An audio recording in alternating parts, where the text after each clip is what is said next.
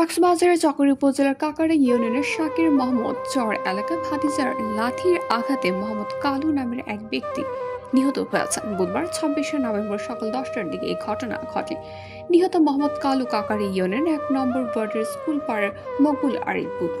প্রত্যক্ষদর্শী লোকজন বলেন, জায়গা জমির বিরোধের কারণে এই হত্যাকাণ্ডের ঘটনা ঘটেছে। আর সকাল ১০টার দিকে মোহাম্মদ কালু ও তার ভাতিজা আলী আহমদ এর মধ্যে বাকবিতণ্ডার জেরে এই ঘটনা ঘটে।